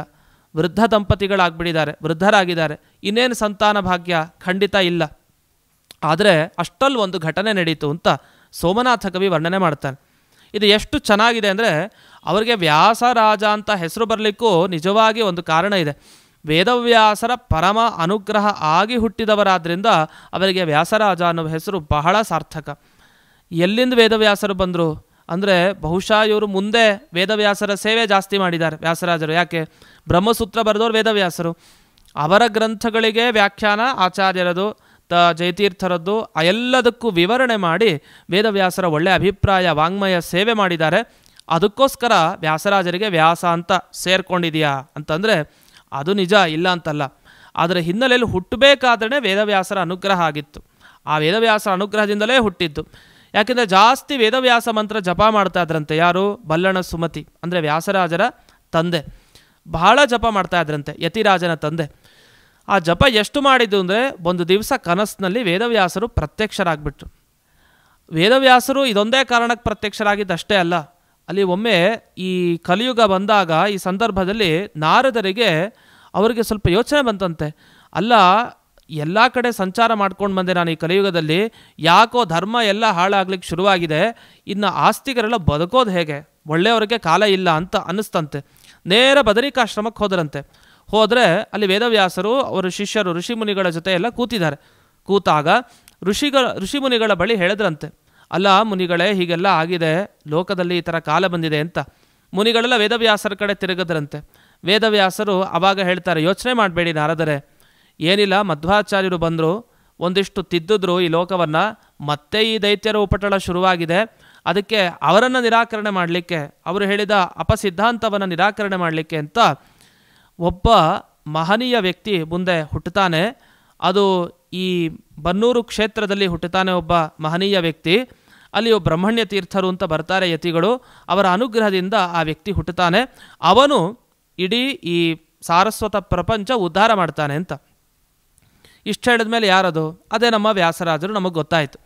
ಆದರೆ ಅವ್ರು ಹೇಳ್ತಾರೆ ನಾರದರಿಗೆ, ನೀವು ಯೋಚನೆ ಮಾಡಬೇಡಿ, ಅದು ಬರೀ ಅವರಾಗಿ ಬರಲ್ಲ ವ್ಯಾಸರಾಜರು, ಅಲ್ಲಿ ಭಾವಿತ ಅಶೇಷ ಅವತರಣ ಮಂಗಲ, ಅದು ಮಗು ಹುಟ್ಟಿತು ಅಂದರೆ ಮಂಗಳ ಅವತ್ತಿನ ಪ್ರಾರಂಭ ಆಯಿತು ಎಲ್ಲರಿಗೂ, ಇಡೀ ಭೂಮಿಗೆ ಮಂಗಳ. ಅಂಥ ಒಬ್ಬ ದೊಡ್ಡ ಮಹನೀಯರು ಬರ್ತಾರೆ. ಬರಬೇಕಾದ್ರೆ ಮಾರುತಾವೇಶ, ವಾಯುದೇವರ ಆವೇಶ ಇಟ್ಕೊಂಡು ಬರ್ತಾರೆ ಅಂತ. ಇದೆಲ್ಲ ನಮಗೆ ಪ್ರಹ್ಲಾದರಾಜರ ಅವತಾರ ಯಾರು ವ್ಯಾಸರಾಜರು ಅಂತ ಸೂಚನೆ. ಈ ರೀತಿ ಸೋಮನಾಥ ಕವಿ ವರ್ಣನೆ ಮಾಡಿದ್ದು ವ್ಯಾಸಯೋಗಿ ಚರಿತೆಯಲ್ಲಿ. ಇಷ್ಟಾದ ಮೇಲೆ ನೋಡಿ ಇಲ್ಲಿ ಕನಸು ಬಿತ್ತು. ಯಾರಿಗೆ? ಈ ಬಲ್ಲಣ ಸುಮತಿ ಹೆಂಡತಿಗೆ, ಅಂದರೆ ಲಕ್ಷ್ಮೀದೇವಿಗೆ ಕನಸು ಬಿತ್ತು. ಕನಸಲ್ಲಿ ಏನಾಯಿತು? ಇದು ವೇದವ್ಯಾಸರು ಬಂದ್ರಂತೆ. ಬಂದವರು ಒಂದು ಬಂಗಾರದ ಪಾತ್ರೆಯನ್ನು ಹಿಡ್ಕೊಂಡು ಬಂದಿದ್ದಾರೆ. ಬಂಗಾರದ ಪಾತ್ರೆ. ಇವರು ತಕ್ಷಣ ಎದ್ರಂತೆ, ಮುನಿಗಳು ಬಂದರು ಅಂತ. ವೇದವ್ಯಾಸರು ಬಂದಾಗ ಎದ್ರಂತೆ ತಕ್ಷಣ ಲಕ್ಷ್ಮೀದೇವಿ. ಇದೆಲ್ಲ ಕನಸಿನಲ್ಲಿ. ಎದ್ದು ಕೂಡಲೇ ನೋಡ್ತಾರೆ, ಅವರು ಅನುಗ್ರಹ ಮಾಡೋ ರೀತಿಯಲ್ಲಿ ಕಾಣ್ತಾ ಇದ್ದಾರೆ. ಕಂಡಾಗ ಬಹಳ ಸಂತೋಷ ಆಯಿತು. ಆದರೆ ಏನು ಸಂತೋಷ? ವೇದವ್ಯಾಸರು ಕಂಡ್ರು ಅಂತ ಸಂತೋಷ. ಆದರೆ ಮನಸ್ಸಿನ ಬಯಕೆ ಏನು? ಒಳ್ಳೆ ಸಂತಾನ ಆಗಬೇಕು. ಅದು ಈಡೇರಲಿಲ್ವಲ್ಲ. ಕೇಳೋ ಅಷ್ಟರಲ್ಲಿ ಅವರೇ ಹೇಳಿದ್ರಂತೆ ವೇದವ್ಯಾಸರು, ಯೋಚನೆ ಮಾಡಬೇಡ, ಇನ್ನು ಹತ್ತಿರದಲ್ಲಿ ಬನ್ನೂರು ಗ್ರಾಮಕ್ಕೆ ಬ್ರಹ್ಮಣ್ಯ ತೀರ್ಥರು ಅಂತ ಬರ್ತಾರೆ, ಅವರು ನಿಮಗೆ ಅನುಗ್ರಹ ಮಾಡ್ತಾರೆ, ಅವರು ಹೇಳಿದ ಪ್ರಕಾರ ನೀವು ನೆರವೇರಿಸಬೇಕು ಎಲ್ಲ ಅಂತ. ಸರಿ, ಅವ್ರು ಹೇಳಿದ ಪ್ರಕಾರ ನಾವು ಮಾಡ್ತೀವಿ ಅಂತ. ಅಷ್ಟೊತ್ತಿಗೆ ವೇದವ್ಯಾಸ ರೂಪ ಚಿಂತನೆ ಮಾಡಿ ಕಣ್ಣು ಮುಚ್ಚುತ್ತಾಳೆ. ಯಾರು? ಲಕ್ಷ್ಮೀದೇವಿ. ಕಣ್ಣು ಮುಚ್ಚಿದ ಕೂಡಲೇ ಕಾಣಿಸೋದೇ ಇಲ್ಲ, ಫಟ್ ಅಂತ ಎದ್ದು ಹೇಳ್ಬಿಡ್ತಾಳೆ. ಇದು ಬೆಳಗಿನ ಜಾವದಲ್ಲಿ ಆದ ಕನಸು. ಓಹೋ, ಒಳ್ಳೆಯದಾಯಿತು, ಶುಭ ಶಕುನ. ಕನಸಿನಲ್ಲಿ ವೇದವ್ಯಾಸರೇ ಸಾಕ್ಷಾತ್ತಾಗಿ ಬಂದು ಹೇಳೋದ್ರು. ತಕ್ಷಣ ಗಂಡನನ್ನು ಎಬ್ಬಿಸ್ತಾರೆ. ಯಾಕೆಂದರೆ ಮೊದಲು ಯಾವತ್ತೂ ಕೂಡ ಹೆಂಡತಿ ಮೊದಲು ಹೇಳ್ಬೇಕು ಗಂಡನಿಗಿಂತ. ಇವರು ಕನಸು ಬಿತ್ತು, ಎದ್ದು ಆಯಿತು. ತಕ್ಷಣ ತನ್ನ ಗಂಡನನ್ನು ಎಬ್ಬಿಸಿ ಪ್ರದಕ್ಷಿಣೆ ಬರ್ತಾರಂತೆ ಲಕ್ಷ್ಮೀದೇವಿ. ಪ್ರದಕ್ಷಿಣೆ ಬಂದು ನಮಸ್ಕಾರ ಮಾಡಿ ಹೇಳ್ತಾರಂತೆ, ನನ್ನ ಜನ್ಮ ಇವತ್ತು ಸಾರ್ಥಕ ಆಯಿತು. ಯಾಕೆ? ವೇದವ್ಯಾಸರು ಹೀಗೆ ಬಂದಿದ್ರು ಅಂತ ಎಲ್ಲ ವಿಷಯ ಎಲ್ಲ ಹೇಳ್ತಾರೆ. ಹೇಳಾದ ಮೇಲೆ ಆಗ ಗಂಡ ಹೇಳ್ತಾರಂತೆ ಬಲ್ಲಣ ಸುಮತಿ, ಹೌದು, ನನಗೂ ನನ್ನ ಬಲ ತೊಡೆ ಯಾಕೋ ಅದರ್ತಾ ಇತ್ತು, ಇದು ಶುಭ ಶಕುನ, ಇದು ಬಲ ತೊಡೆ ಅದರ್ತಾ ಇದೆ, ಹಾಗಾಗಿ ಏನೋ ಒಂದು ಒಳ್ಳೆಯ ಸೂಚನೆ ಸಿಗುತ್ತೆ ನನಗೆ ಮನಸ್ಸಲ್ಲಿ ಅನಿಸಿತ್ತು, ಅದನ್ನ ಈಗ ನಾನು ಪ್ರಕಟಪಡಿಸ್ತಾ ಇದ್ದೀನಿ ಅಂತ. ಇಷ್ಟರಲ್ಲಿ ನೋಡಿ ಸ್ವಲ್ಪ ದಿವಸದಲ್ಲೇ ಅಲ್ಲಿ ಬ್ರಹ್ಮಣ್ಯ ತೀರ್ಥರು ಬರ್ತಾರೆ. ನಾವೀಗಲೂ ಕೂಡ ಬನ್ನೂರಿಗೆಲ್ಲ ಹೋಗಬೇಕು, ವ್ಯಾಸರಾಜರ ಜನ್ಮಸ್ಥಳ. ಆ ಜನ್ಮಸ್ಥಳವನ್ನು ಅಲ್ಲಿ ನೋಡ್ತೀವಿ. ಆ ವೃಕ್ಷ ಒಂದಿದೆ ಅಲ್ಲಿ, ಆ ವೃಕ್ಷದ ಹತ್ತಿರನೇ ವ್ಯಾಸರಾಜರು ಅಲ್ಲಿ ಜನಿಸಿದ್ದು ಅಂತ ಕೇಳ್ತೀವಿ. ಅಲ್ಲಿ ಪ್ರಾಣದೇವರ ಸನ್ನಿಧಾನ ಇದೆ. ಬನ್ನೂರಿಗೆ ಇನ್ನೊಂದು ಹೆಸರು ವನ್ಹಿ ಕ್ಷೇತ್ರ ಅಂತಲೇ ಕರೀತಾರೆ ಬನ್ನೂರಿಗೆ. ಅಂಥ ಪುಣ್ಯಕ್ಷೇತ್ರದಲ್ಲಿ ವ್ಯಾಸರಾಜರು ಜನಿಸ್ತಾರೆ. ಬ್ರಹ್ಮಣ್ಯ ತೀರ್ಥರು ಬರ್ತಾರೆ. ಬಂದಾಗ ಇವರು ಗೊತ್ತಾಯಿತು, ಬ್ರಹ್ಮಣ್ಯ ತೀರ್ಥರ ಬಳಿ ಹೋಗ್ತಾರೆ. ವೇದವ್ಯಾಸರ ಸೂಚನೆಯಂತೆ ಹೋಗಿ ಹೇಳಿದಾಗ ಅವರು ಇವರ ಕೈಲಿ ಹೋಮಾದಿಗಳನ್ನು ಮಾಡಿಸ್ತಾರೆ. ಹೋಮ ಮಾಡಿದ ಮೇಲೆ ಅಲ್ಲಿ ಆಹುತಿಯನ್ನಾಗೆಲ್ಲ ಕೊಟ್ಟರು. ಅಲ್ಲಿ ಪಾಯಸ ಬರುತ್ತೆ. ಇದೆಲ್ಲ ನಮಗೆ ರಾಮ ಹುಟ್ಟಿದ್ನಲ್ಲ ಆ ಥರ ನಮಗನಿಸುತ್ತೆ. ಪಾಯಸ ಬಂತು, ಅದನ್ನು 3 ಭಾಗ ಮಾಡ್ತಾರೆ. 3 ಭಾಗ ಮಾಡಿ ಕೊಡ್ತಾರೆ. ಅಂದರೆ 3 ಜನ ಮಕ್ಕಳು ಹುಟ್ಟುತ್ತಾರೆ ಅಂತ ಅರ್ಥ. ಅದರಲ್ಲಿ 2 ಪಕ್ಷ. ಒಂದೇನೆಂದರೆ ಪೂರ್ವಂ ದೇಹಿ ಮಹ್ಯಂ ಅಂತ. ಅಂದರೆ ಮೊದಲನೇ ಮಗು ಏನಿದೆ ಅದನ್ನು ನನಗೆ ಕೊಡು, ಇನ್ನು 2 ಮಕ್ಕಳೇನಿದ್ದಾರೆ ಅದು ನೀವು ಇಟ್ಕೊಳ್ಳಿ ಅಂತ ಬ್ರಹ್ಮಣ್ಯ ತೀರ್ಥರು ಆಮೇಲೆ ಅದನ್ನು ಹೇಳ್ತಾರೆ. ಕೆಲವ್ರದ್ದೇನು ಅಂದರೆ ಮೊದಲು 2 ಮಕ್ಕಳು ಹುಟ್ಟಿರ್ತಾರೆ, ಕೊನೆಯವರು ವ್ಯಾಸರಾಜರು. ಆ ವ್ಯಾಸರಾಜರನ್ನ ಕೊನೆಯದನ್ನು ನನಗೆ ಕೊಡು ಅಂತ ಕೇಳ್ತಾರೆ ಅಂತ ಬ್ರಹ್ಮಣ್ಯ ತೀರ್ಥರು. ಅಂತೂ ಇರಲಿ, ಬ್ರಹ್ಮಣ್ಯ ತೀರ್ಥರು ಕೇಳಿದ್ದು ಅದೇ ರೀತಿ. ಅವರಿಗೆ 2 ಮಕ್ಕಳು ಅವರಲ್ಲಿ ಇರ್ತಾರೆ. ನಂತರ ವ್ಯಾಸರಾಜರು ಅಂದರೆ ಆ ಯತಿರಾಜನನ್ನು ಮಾತ್ರ ಕೊಡ್ತಾರೆ ಬ್ರಹ್ಮಣ್ಯ ತೀರ್ಥರಿಗೆ. ಇಷ್ಟು ಘಟನೆ ನಾವು ಈ ಜನ್ಮ ಚರಿತ್ರೆಯಲ್ಲಿ ಕೇಳೋದು. ಆದರೆ ಇದೇ ಭಾಗದ ಇನ್ನೊಂದು ಚರಿತ್ರೆಯನ್ನು ಕೇಳಿದರೆ ಅಲ್ಲಿ ಇವರು ಗಂಗೆ ಯಾತ್ರೆಗೆ ಅಂತ ಹೊರಟಿರ್ತಾರೆ ಇಬ್ಬರು. ಯಾರು? ಬಲ್ಲಣ ಸುಮತಿ ಮತ್ತು ಈ ಲಕ್ಷ್ಮೀದೇವಿ. ಅದರಲ್ಲಿ ಬಲ್ಲಣ ಸುಮತಿ ಅಂತ ಹೆಸರು ಹಾಕಲಿಲ್ಲ. ರಾಮಾಚಾರ್ಯರು, ಅವರ ರಾಮಾಚಾರ್ಯ ದಂಪತಿಗಳೇನಿದ್ದಾರೆ ಅವರು ಹೊರಟಿದ್ದಾರೆ. ಹೊರಟಾಗ ಗಂಡನಿಗೆ ಅಪಮೃತ್ಯು ಆಯಿತು. ಅವರು ಮೂರ್ಛೆ ತಪ್ಪಿ ಬಿದ್ದಿದ್ದಾರೆ. ಆವಾಗ ಬಹಳ ದುಃಖ ಆಯಿತು. ಅಯ್ಯೋ, ನನ್ನ ಗಂಡ ಮೂರ್ಛೆ ತಪ್ಪಿ ಬಿದ್ದಿದ್ದಾರೆ ಅಂತ. ಅಷ್ಟೊತ್ತಿಗೆ ಆಯಿತು, ನಾನು ಸಹಗಮನ ಮಾಡಿಬಿಡ್ತೀನಿ ಅಂತ ಹೊರಡ್ತಾರಂತೆ ಅವರ ಹೆಂಡತಿ. ಹೊರಟಾಗ ತಕ್ಷಣ ತಡಿಬೇಕಲ್ಲ, ತಡಿಲಿಕ್ಕೆ ಎಲ್ಲ ಬ್ರಾಹ್ಮಣರು ಬರ್ತಾರೆ. ಬೇಡ ಸಹಗಮನ ಯಾಕೆ ಮಾಡ್ತೀರಿ ಅಂತ. ಅಷ್ಟೊತ್ತಿಗೆ ಇಲ್ಲ, ಸಹಗಮನ ಮಾಡಬೇಕು ಅಂತ ಅನಿವಾರ್ಯ, ನನಗೆ ಹೋಗ್ತೇನೆ, ನನಗಿಷ್ಟ ಇಲ್ಲ ಬದುಕಲಿಕ್ಕೆ ಅಂತ ಹೇಳ್ತಾರಂತೆ. ಇಷ್ಟಾದ ಮೇಲೆ ಆ ಸಹಗಮನ ಮಾಡೋ ಮುಂಚೆ ಒಂದು ಪದ್ಧತಿ ಇದೆ. ಏನಂದರೆ ಒಬ್ಬರ ಹತ್ರ ಕೇಳಿ ಸಹಗಮನವನ್ನು ಮಾಡಬೇಕು. ಅದಕ್ಕೋಸ್ಕರ ಯಾರು ಮಹನೀಯರ ಹತ್ರ ಕೇಳಿಬಿಟ್ಟು ಒಪ್ಪಣೆ ತಗೊಂಡು ಹೋಗೋಣ ಅಂತ ಅಂದ್ಕೊಳ್ತಾರೆ. ಹತ್ತಿರದಲ್ಲಿ ಬ್ರಹ್ಮಣ್ಯ ತೀರ್ಥರು ಬಂದಿದ್ದಾರೆ ಆ ಕ್ಷೇತ್ರಕ್ಕೆ. ಅವರ ಬಳಿಯೇ ಅಪ್ಪಣೆ ಕೇಳೋಣ, ಅಪ್ಪಣೆ ಕೇಳಿ ನಾವು ಸಹಗಮನ ಮಾಡೋಣ ಅಂತ ಹೋಗ್ತಾರೆ. ಬ್ರಹ್ಮಣ್ಯ ತೀರ್ಥರು ಸಹಜವಾಗಿ ಈಕೆ ಬಂದಿದ್ದನ್ನು ನೋಡಿ ದೀರ್ಘ ಸುಮಂಗಲಿ ಭವ ಅಂತ ಆಶೀರ್ವಾದ ಮಾಡಿಬಿಡ್ತಾರೆ. ಆಶೀರ್ವಾದ ಮಾಡಿದ ಕೂಡಲೇ ಎಲ್ರಿಗೂ ಗಾಬರಿ, ಎಲ್ಲರ ಮುಖ ತಲೆ ಕೆಳಗಾಗೋಗಿದೆ. ಯಾಕಾಗಿದೆ ಅಂತಂದರೆ ಗೊತ್ತಿದೆಯಲ್ಲ ಈ ಘಟನೆ ಹಿಂದೆ ನಡೆದಿದ್ದು. ದೀರ್ಘ ಸುಮಂಗಲಿ ಭವನ, ಇದು ಹೇಗೆ ಸಾಧ್ಯ ಅಂತ ಎಲ್ಲರಿಗೂ ಚಿಂತೆ. ಬ್ರಹ್ಮಣ್ಯ ತೀರ್ಥರಿಗೆ ಆಶ್ಚರ್ಯ ಆಯಿತು, ಯಾಕೆ ಇವರೆಲ್ಲ ಹೀಗೆ ಮುಖ ಮಾಡ್ಕೊಂಡಿದ್ದಾರೆ ಅಂತ. ಅವರಿಗೆಲ್ಲ ಗೊತ್ತಿದೆ, ಬಂದು ಅದೇನೋ ದೈವವಶಾತ್ ಮಾತು ಬಂದಾಯಿತು. ದೊಡ್ಡವರ ಮಾತು ಹೀಗೆ ಬಂತು, ಅನುಗ್ರಹ ಆಗಲೇಬೇಕು, ಅದಕ್ಕೆಲ್ಲ ಸ್ವಾಮಿ ಹೀಗಾಗಿದೆ ಅಂತ. ಅಷ್ಟೇ ತಾನೇ, ಅಲ್ಲಿ ಹೋಗೋಣ ಬನ್ನಿ ಅಂತ ಹೋಗ್ತಾರೆ ಬ್ರಹ್ಮಣ್ಯ ತೀರ್ಥರು. ತಮ್ಮ ಕಮಂಡಲುವಿನಿಂದ ಪ್ರೋಕ್ಷಣೆ ಮಾಡ್ತಾರೆ, ನೀರನ್ನು ಹಾಕಿ ಆ ದೇಹದ ಮೇಲೆ. ದಿಢೀರಂತ ಆ ವ್ಯಕ್ತಿ ಎದ್ದು ಕೂತ್ಕೊಳ್ತಾರೆ. ಆಮೇಲೆ ಬ್ರಹ್ಮಣ್ಯ ತೀರ್ಥರು ಹೇಳಿದಂತೆ ಮಾಡಿ ಅಲ್ಲಿ ಅವರಿಗೆ ಪುತ್ರ ಸಂತಾನ ಆಗುತ್ತೆ, ಮಕ್ಕಳೆಲ್ಲ ಹುಟ್ಟುತ್ತಾರೆ, 3 ಜನ ಮಕ್ಕಳು. ಅಲ್ಲಿ ಮೊದಲನೇ ಮಗುವನ್ನು ಕೊಡು, ಅದೇ ಯತಿರಾಜ ಅಂದರೆ ವ್ಯಾಸರಾಜರು ಅಂತ. ಇಷ್ಟು ಈ 2 ರೀತಿ ಜನ್ಮ ಚರಿತ್ರೆಯನ್ನು ನಾವು ಕೇಳ್ತೀವಿ. ಇಂಥ ವ್ಯಾಸರಾಜರ ಬಗ್ಗೆ ಅಧಿಕೃತ ನಮಗೆ ಚರಿತ್ರೆ ಇನ್ನೂ ಮುಂದಕ್ಕೆ ಹೋಗ್ತಾರೆ. ಅವ್ರ ವಿದ್ಯಾಭ್ಯಾಸದ ಬಗ್ಗೆ ಬರ್ತಾ ಹೋದರೆ, ವಿದ್ಯಾಭ್ಯಾಸ ಯಾರ ಹತ್ರ ಮಾಡಿದರು? ಬ್ರಹ್ಮಣ್ಯ ತೀರ್ಥರ ಹತ್ತಿರ ಅವರು ಪೋಷಣೆ ಆಯಿತು ಚಿಕ್ಕ ಮಗುವಿನಿಂದ. ವಿದ್ಯಾಭ್ಯಾಸ ಮಾಡಿದ್ದು ಶ್ರೀಪಾದರಾಜರ ಬಳಿ ವಿದ್ಯಾಭ್ಯಾಸ ಮಾಡಿದರು. ಅದು ವೇದಾಂತ ವಿದ್ಯೆಯನ್ನು ಅಭ್ಯಾಸ ಮಾಡಿದರು ಅಂತ. ಇಲ್ಲೆಲ್ಲ ಬರ್ತಾ ಮತ್ತೊಂದು ವಿಷಯ ಏನಂದರೆ, ಅವರು ಮನೆಯಲ್ಲೇ ಒಂದು 4 ವರ್ಷಗಳ ಕಾಲ ಇರ್ತಾರೆ. ಯಾರು? ವ್ಯಾಸರಾಜರು. ಅಂದರೆ ಯತಿರಾಜನಾಗಿದ್ದಾಗ ಇವರು 4 ವರ್ಷ ಇದ್ದು ಒಂದಿಷ್ಟು ಕಲಿತಾರಂತೆ. ಆಮೇಲೆ ಗುರುಕುಲದಲ್ಲೂ ಹಾಗೆ, ಅಂದರೆ ಗುರುಕುಲದಲ್ಲಿ ವಾಸ ಮಾಡೋದು ಮತ್ತು ಮನೆಯಲ್ಲೂ ಕೂಡ ವಾಸ ಮಾಡಿ 2 ಕಡೆ ವಿದ್ಯೆಯನ್ನು ಪಡೆದುಕೊಳ್ತಾರೆ. ಸುಮಾರು ಒಂದು 12 ವರ್ಷ ಅಧ್ಯಯನ ಮಾಡ್ತಾರೆ ಅಂತ ಬರುತ್ತೆ. ಅದಾದ ಮೇಲೆ ಬ್ರಹ್ಮಣ್ಯ ತೀರ್ಥರು 16ನೇ ವರ್ಷಕ್ಕೆ ಬಂದಾಗ ಬ್ರಹ್ಮಣ್ಯ ತೀರ್ಥರು ವಾಪಸ್ ಬರ್ತಾರಂತೆ. ಅಂದರೆ ಮುಂಚೆ ಆಗಲೇ ಕೇಳಲಿಲ್ಲ ಮಗುವನ್ನು ಕರ್ಕೊಂಡು ಹೋಗಲಿಕ್ಕೆ ಅಂತ, ಆಗ ಮಾಡಲಿಲ್ವಂತೆ ಅಂತ ಕೆಲವರು ಉಲ್ಲೇಖ ಮಾಡ್ತಾರೆ. ಹೀಗೆ 16 ವರ್ಷಕ್ಕೆ ಬಂದ ಮೇಲೆ ಅವರಿಗೆ ಸನ್ಯಾಸಾಶ್ರಮ ಕೊಡಬೇಕು ಅಂತ ಇಚ್ಛೆ ಬಂದಾಗ ನನಗೆ ಕೊಡಿ ಈಗ ಅಂತ ಕೇಳ್ತಾರಂತೆ. ಆಗ ಸ್ವಯಂ ಯತಿರಾಜರೇ ಒಪ್ಪಲ್ವಂತೆ. ನನಗೆ ಸನ್ಯಾಸಾಶ್ರಮ ಬೇಡ, ನನಗಂಥ ಯೋಗ್ಯತೆ ಇಲ್ಲ ಅಂತ ಅಂದ್ಕೊಳ್ತಾರಂತೆ ಯತಿರಾಜರು. ನನಗೆ ಬೇಡ ಅದು ಸನ್ಯಾಸಾಶ್ರಮ ಅಂತ. ಒಂದು ದಿವಸ ಅವರು ಮಠದಲ್ಲಿ ಕರೆದಿದ್ರಲ್ಲ ಆಹ್ವಾನ, ಬಂದಿದ್ದಾರೆ ಯತಿರಾಜರು. ಈ ಮಾತನ್ನು ಕೇಳಿದ ಕೂಡಲೇ ಅವ್ರು ಓಡ್ ಹೋಗ್ಬಿಡ್ತಾರಂತೆ ಕಾಡಿಗೆ, ಬೇಡ ನನಗೆ ಅಂತ. ಓಡ್ ಹೋಗ್ತಾರೆ. ತಾವು ಎಲ್ಲಿ ಬಂದಿದ್ದಾರೆ ಅಂತ ತಮಗೆ ಗೊತ್ತಿಲ್ಲ. ಆ ರೀತಿ ಪರಿಸ್ಥಿತಿ ಆಯಿತು. ಕಾಡಿನ ಮಧ್ಯದಲ್ಲಿ ಸಿಗಾಕೊಂಡಿದ್ದಾರೆ. ಕೊನೆಗೆ ವಿಶ್ರಾಂತಿಯನ್ನು ತಗೊಳ್ಬೇಕು ಅಂತ ಮಲ್ಕೊಂಡಿದ್ದಾರಂತೆ. ಮಲ್ಕೊಂಡಾಗ ದಿಢೀರ್ ಕನಸಿನಲ್ಲಿ ನಾರಾಯಣ ಸ್ವಪ್ನದಲ್ಲಿ ಬಂದು ಸೂಚನೆ ಕೊಟ್ಟಿದ್ದಾನೆ, ನಿಮ್ಮ ಕಾರ್ಯ ಬೇರೆ ಇದೆ, ನೀವು ಸಾಮಾನ್ಯ ವ್ಯಕ್ತಿಯಲ್ಲ ಅಂತ ಉದ್ಬೋಧನೆ ಮಾಡಿದಂತೆ ಒಂದು ಕನಸು ಬಿತ್ತು. ಥಟ್ಟಂತ ಎದ್ರಂತೆ. ಎದ್ದು ಕೂಡಲೇ ಯತಿರಾಜರು ದಿಢೀರಂತ ಬ್ರಹ್ಮಣ್ಯ ತೀರ್ಥರ ಬಳಿ ಬಂದರು. ನನಗೆ ನೀವು ದಯವಿಟ್ಟು ಆಶ್ರಮವನ್ನು ಕೊಡಿ ಅಂತ ಪ್ರಾರ್ಥನೆ ಮಾಡ್ತಾರೆ. ಅವರು ಆಶ್ರಮ ಕೊಡ್ತಾರೆ. ಆಗ ವ್ಯಾಸತೀರ್ಥರು ಅಂತ ಅವರಿಗೆ ನಾಮಕರಣ ಆಯಿತು ಅಂತ ಹೀಗೆ ಹೇಳ್ತಾರೆ. ಕೆಲವರು ಹೇಳ್ತಾರೆ ಆಗಲೇ ಒಪ್ಪಿಸ್ಕೊಂಡ್ರು ಅಂತ. ಅಂದರೆ ಚಿಕ್ಕ ಮಗುವಾಗಿದ್ದಾಗಲೇ ಅದು ಭೂಸ್ಪರ್ಶ ಆಗದೇನೆ ಒಂದು ಬಂಗಾರದ ಪಾತ್ರೆಯಲ್ಲಿ ಆ ಮಗುವನ್ನು ಮಲಗಿಸಿ ತಕ್ಷಣ ಕೊಟ್ಬಿಡ್ತಾರೆ. ಇವರು ಅದನ್ನು ಸ್ವೀಕಾರ ಮಾಡಿ ಪೂರ್ತಿ ಪೋಷಣೆಯನ್ನು ಮಾಡ್ತಾರೆ. ಅದಕ್ಕೆ ಪೂರ್ತಿ ಆ ಕ್ಷೀರವನ್ನು ಭಗವಂತನಿಗೆ ನೈವೇದ್ಯ ಮಾಡಿದ ಹಾಲನ್ನು ಕುಡಿಸ್ತಾರೆ ಬ್ರಹ್ಮಣ್ಯ ತೀರ್ಥರು. ಆ ರೀತಿಯ ತಾಯಿ ಮಾಡುವ ಪೋಷಣೆ ಏನಿದೆ ಅಷ್ಟು ಪೋಷಣೆಯನ್ನು ಬ್ರಹ್ಮಣ್ಯ ತೀರ್ಥರು ಮಾಡ್ತಾರೆ ಅಂತ. ಹೀಗೆ 2 ಥರ ದೃಷ್ಟಿ ಇದೆ. ಅದೆಲ್ಲ ಇತಿಹಾಸವನ್ನು ನೋಡಿಕೊಂಡು ನಾವು ನಿರ್ಧಾರ ಮಾಡಬೇಕು. ನಮ್ಮ ಪರಂಪರೆಯಲ್ಲಿ, ಗುರು ಪರಂಪರೆಯಲ್ಲಿ ಏನು ಹೇಳಿರ್ತಾರೆ ಅದನ್ನು ನೋಡಿಕೊಂಡು ನಿರ್ಧಾರ ಮಾಡಬೇಕಾಗಿದೆ. ಈ ರೀತಿ ಈ ಜನ್ಮತಃ ವೇದವ್ಯಾಸರ ಅನುಗ್ರಹ, ಆದ್ದರಿಂದಲೇ ಅವರಿಗೆ ವ್ಯಾಸರಾಜ ಅನ್ನುವ ಹೆಸರು ಕೂಡ ಮುಂದಕ್ಕೆ ಬರೋದಕ್ಕೆ ಒಂದು ಮಾಪಕ. ಅದು ಒಳ್ಳೆಯ ವಿಷಯವನ್ನು ಕೇಳ್ತಾ, ಇನ್ನೊಂದು ಈ ಸೋಮನಾಥ ಕವಿ ವ್ಯಾಸರಾಜರ ಬಳಿ ಒಂದು ಹೇಳುವಂಥ ಒಂದು ಮಾತಿದೆ. ಅವನು ಬಂದ ಆಸ್ಥಾನ ಕವಿಯಾಗಿ ಬರ್ತಾನಿಲ್ಲಿ, ಅವನು ಕೊನೆಗೆ ಆಸ್ಥಾನ ಕವಿ ಆಗ್ತಾನೆ. ವ್ಯಾಸರಾಜರು ಏನು ಇದ್ದರೂ ಆ ಸ್ಥಳದಲ್ಲಿ ಆಸ್ಥಾನ ಕವಿ ಆಗ್ತಾನೆ. ಬಂದಾಗ ಅವನು ಹೇಳ್ತಾನೆ ವ್ಯಾಸರಾಜರ ಬಗ್ಗೆ, ನನಗೆ ದೊಡ್ಡ ಭಾಗ್ಯ ಏನು ದೊರೀತು ಅಂದರೆ ವ್ಯಾಸರಾಜರ ಮುಂದೆ ಅವರ ಚರಿತ್ರೆಯನ್ನೇ ಹೇಳುವಂಥ ಒಂದು ಕಾವ್ಯ ರಚನೆ ಮಾಡೋ ಭಾಗ್ಯ ನನಗೆ ಸಿಕ್ತು ಅಂತ ಹೇಳ್ತಾನೆ. ಅವನ ಸಂಸ್ಕೃತದ ಮಾತುಗಳು ಕೇಳಿದ್ರೇ ರೋಮಾಂಚನ ಆಗುತ್ತೆ, ಅಷ್ಟು ಚೆನ್ನಾಗಿ ಅವನು ಹೇಳ್ತಾನೆ. ಆಕರ್ಣ್ಯ ಹರ್ಷ ಮಾಣೇನ ತೇನ ಭಗವತ ಶ್ಲಾಘಾ ಶಿರಃ ಕಂಪನೈಹಿ. ಎಷ್ಟೋ ಸರಿ ನಾನು ಹೇಳಬೇಕಾದ್ರೆ ಅವರು ವ್ಯಾಸರಾಜರು ತಾವು ತಲೆ ಅಲ್ಲಾಡಿಸ್ತಾ ಇದ್ರು ಅಂತ. ಆ ತಲೆ ಅಲ್ಲಾಡಿಸೋದಿದೆಯಲ್ಲ, ಸುಮ್ಮನೆ ಹೀಗೆ ಅಲ್ಲಾಡಿಸೋದೇನಿದೆ ಅದು ದೊಡ್ಡ ವಿಷಯ ಅಂತೆ. ಮಾತನಾಡೋದಿರಲಿ, ಕೆಲವರು ಮಹನೀಯರು ಹಾಗೆ ಅವರು ಆಯಿತು ಅಂತ ಏನೋ ಸೂಚನೆ ಹಿಂಗೆ ತಲೆ ಅಲ್ಲಾಡಿಸಿದ್ರು ಸಾಕು, ನಮಗೆ ಆ ದೊಡ್ಡ ಅನುಗ್ರಹ.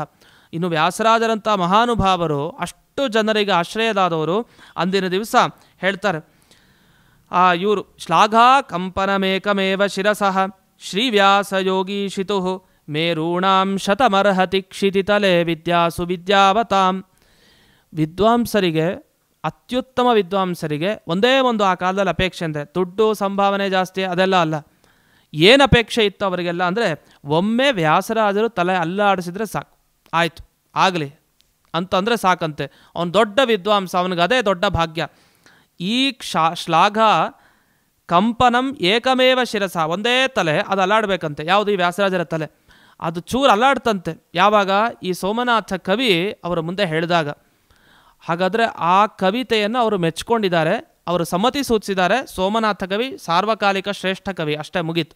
ದೊಡ್ಡವ್ರು ಅಷ್ಟು ಮಾಡಿದರೂ ಸಾಕು. ಅದನ್ನು ಹೇಳ್ತಾನೆ, ಎಷ್ಟೋ ಕವಿಗಳಿಗೆ ನನ್ನ ಕಂಡ್ರೆ ಮಾತ್ಸರ್ಯ ಹೊಟ್ಟೆ ಕಿಚ್ಚಿದೆ, ಯಾಕೆ ವ್ಯಾಸರಾಜರು ತಲೆ ಅಲ್ಲಾಡಿಸಿದ್ರು ಅಂತ. ಆ ಮಾತ್ಸರ್ಯ ನಿಮ್ಗೆ ಯಾಕೆ, ನೀವು ಕೂಡ ಸ್ತೋತ್ರ ಮಾಡಿರಿ ಅನ್ನೋ ರೀತಿಯಲ್ಲಿ ಅವನು ಹೇಳ್ತಾನೆ. ಅವನು ಇನ್ನೂ ಕೂಡ ಎಷ್ಟು ಹೇಳ್ತಾನೆ ಅಂದರೆ, ಕೊನೆಗೆ ಅವನು ಸೋಮನಾಥ ಕವಿ ತನ್ನ ವ್ಯಾಸಯೋಗಿ ಚರಿತೆ ಕೊನೆ ಭಾಗದಲ್ಲಿ ನಮಗೆ ವ್ಯಾಸರಾಜರ ನೆನಪು ಹೇಗಾಗಬೇಕು ಅಂದರೆ, ನಿದ್ರೆ ಹೊಡೆದು ಎದ್ದು ಕೂಡಲೇ ತಕ್ಷಣ ವ್ಯಾಸರಾಜರ ನೆನಪಾಗಬೇಕಂತೆ, ನಿದ್ರೆಯ ಒಳಗಡೆ ನಿದ್ರೆಯ ಮುಂಚೆ ಅಂಥ ಗುರುಭಕ್ತಿಯನ್ನು ತೋರಿಸಬೇಕು, ಅಷ್ಟು ಮಹನೀಯರವರು ಅಂತ ಇಷ್ಟೆಲ್ಲ ವರ್ಣನೆಯನ್ನು ಸೋಮನಾಥ ಕವಿ ಮಾಡ್ತಾನೆ. ಇನ್ನು ಕಂಚಿ ದಿಗ್ವಿಜಯ, ಅವರೆಲ್ಲ ವೇದಾಧ್ಯಯನ ಶಾಸ್ತ್ರಾಧ್ಯಯನ ಎಲ್ಲ ಮುಗಿಸಿ ಕಂಚಿಗೆ ಹೋಗ್ತಾರೆ. ಕಂಚಿಯಲ್ಲಿ ವಿಷ್ಣು ಕಂಚಿ ಶಿವಕಂಚಿ ಅಂತ ಎರಡೂ ಕಂಚಿ ಕ್ಷೇತ್ರಗಳಲ್ಲಿ ಅವರ ಅಪಾರವಾದ ಭಕ್ತರ ಸಂಖ್ಯೆಯನ್ನು ಪಡಿತಾರೆ. ಅಲ್ಲಿದ್ದ ವಾದಿಗಳನ್ನು ಗೆಲ್ತಾರೆ. ಮತ್ತು ನಮ್ಮ ಶ್ರೀಮಠದಲ್ಲಿ ನೋಡ್ಬೋದು, ಲಿಂಗ ಶಿವರಾತ್ರಿ ದಿವಸ ಲಿಂಗವನ್ನು ತೋರಿಸ್ತಾರೆ. ಬಸವ ಭಟ್ಟನನ್ನು ಗೆದ್ದು ಅವನ ಮುಖಾಂತರ ಇಸ್ಕೊಂಡ ಲಿಂಗ ಅವನೇ ಕೊಡ್ತಾನೆ, ಅರ್ಪಣೆ ಮಾಡ್ತಾನೆ. ಅವನು ಪ್ರತಿ ದಿವಸ ಅರ್ಚನೆ ಮಾಡ್ತಾ ಇರ್ತಾನೆ. ಅವನು ತನ್ನ ಸೋಲನ್ನು ಒಪ್ಪಿಕೊಂಡು ಒಟ್ಟು 30 ದಿವಸ ವಾಕ್ಯಾರ್ಥ ಆಗುತ್ತೆ. 30 ದಿವಸ.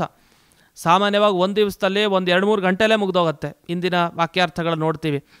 ಆದರೆ ವ್ಯಾಸರಾಜರ ಜೊತೆಗೆ 30 ದಿವಸಗಳ ಕಾಲ ಬಸವ ಭಟ್ಟ ಜೋರಾಗಿ ಗೋಷ್ಠಿ ಚರ್ಚೆಗಳನ್ನು ಮಾಡ್ತಾನೆ.